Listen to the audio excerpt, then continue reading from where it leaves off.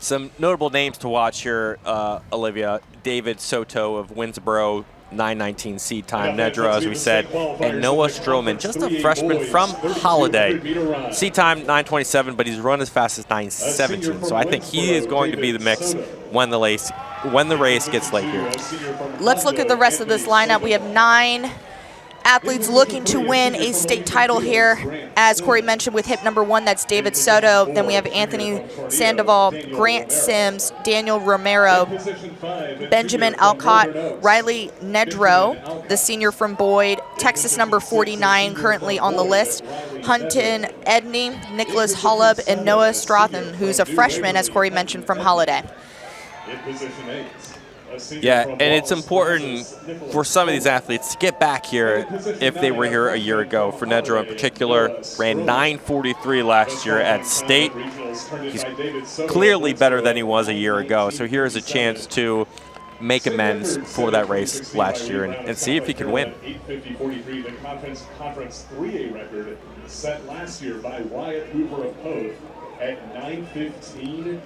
Now, all the seed times that we have here are sub 10 minutes for this 3,200 meters, and they're pretty much in striking distance. Fastest time from their previous meet, David Soto, again, 9:19, and then all the way up to 9:50, which would be Benjamin Alcott. But we're underway for the boys 3A 3,200 meters. Nedro in the gold uniform stands out a little bit here, so we will be able to pick him out for sure.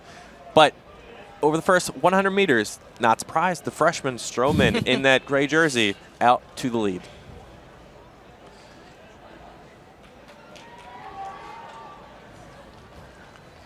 And in the distance race here in a 32, I think the thing you want to make sure you do early on is kind of set your rhythm. You want to set the pace that you want to go at, and if you are a leading candidate like Strohman, you know, kind of instill sort of that confidence in the field. They have to work off of you. They have to make moves off of your shoulder. So setting that pace, getting that rhythm is important early on.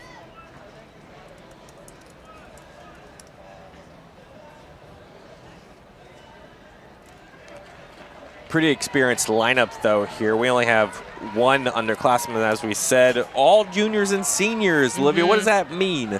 I feel like the future is bright for this 3A classification, especially in the distance races, especially with Noah Strohman really taking control. And, you know, the fact that he's lining up against these juniors and seniors who are 17 and 18 years old. And, you know, he's kind of like I don't want to say the underdog, you know, based off his resume, he seems like an athlete that could really challenge for this title, but he's really putting himself out there. Yeah, I don't know if you saw that, but Soto took a glance over at Strohman right after 400 meters, kind of like, hey, man, like, I'm here, I'm the senior, just let me take the lead right now. Let me take the lead. Soto did a little bit of that glance. I don't know if that is a little intimidation factor, but he's now in front. He's now in front. And Nedro there with that, as Corey mentioned, with the yellow uniform on, easy to spot there. He's moved up into third. Have this little tight pack here of 3, but again, it's still early. But some of these athletes are starting to string out a little bit. That's what you come in here for. The 3 favorites are now 1, 2, 3 in the lineup. I think when a race plays out the way you expected, the only thing to watch out for is, you know, what unexpected thing happens, right? Now, interesting thing about Strohman here, he has a personal best of 9:17, which he actually ran back in January at the North Texas Winter 32 800-meter meet. And since then, he's just kind of been settling around like 9:36, 9:50. So he does have that potential of really putting something fast out there. And I think like this is the perfect opportunity for Strohman to really showcase his talent. 2 laps followed by Noah Strohman. Yeah. Soto hasn't lost at 3,200 meters, though, all year long. Outside of one meet in April, he finished second at the Yellow Jacket Relays in 9:23. So when you win all across the season, there is a certain flair, certain confidence that you bring to the table, and I think Soto's running with that right now.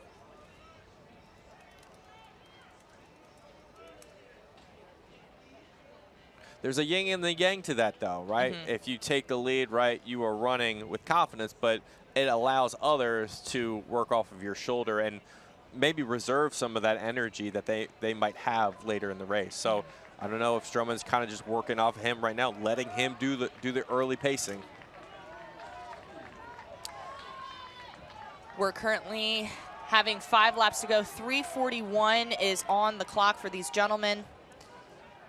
Still a tight pack.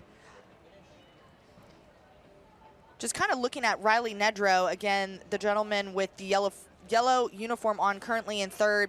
His fastest time this season was a 9:20, which he actually ran at his regional meet. And I want to just throw that out there. Like, that just shows where his fitness level is right now. He's been, just looking at his resume, he's been running around 9:30s, ran a 9:44 at his area meet, then dropped a 9:20 personal best. So the fact that he's done that at the end of April just showcases, like, hey, he's in optimal fitness right now, and so he can really challenge again for that title. You want to be in top form at the state championships. Yep. This is the last meet to do it at, and 71 seconds for Soto on the last split here.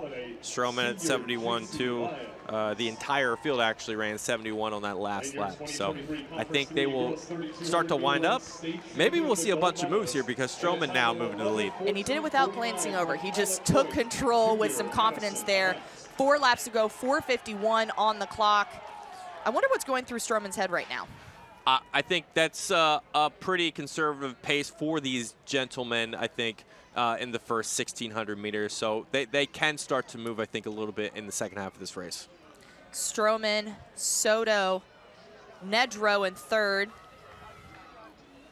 That's about 9:42 pace. So these guys are clearly faster than that. So I think in the second half, here's where we're going to see a lot of moves taking place here in the top pack.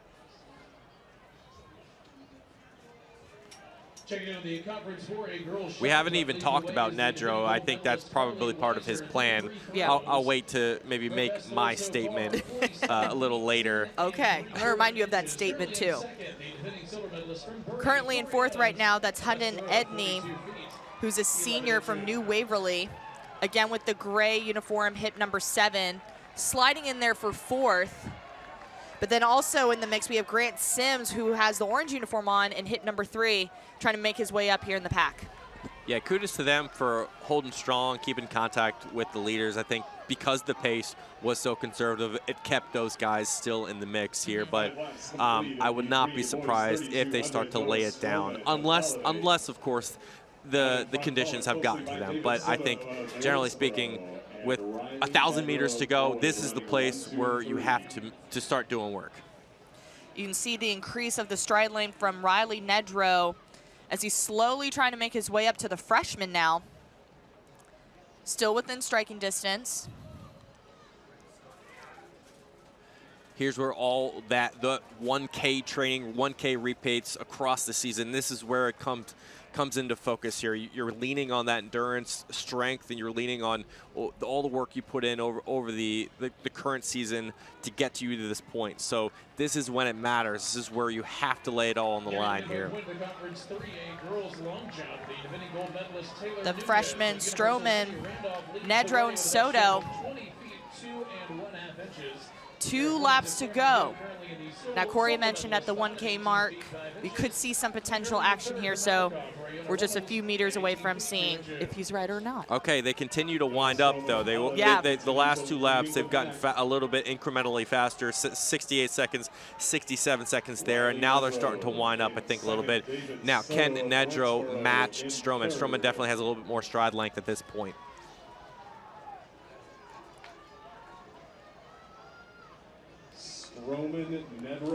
Strohman, Nedrow, and Soto.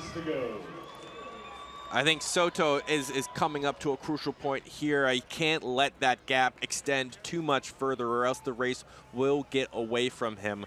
So I think he definitely needs to sort of start staking his claim here. And as I said, that he's starting to make a move on Nedrow. Strohman, I think he's running as confidently as anyone as a freshman here. He's got 400 meters to prove he can win the state title. You can see Soto now moving from 3rd to 2nd.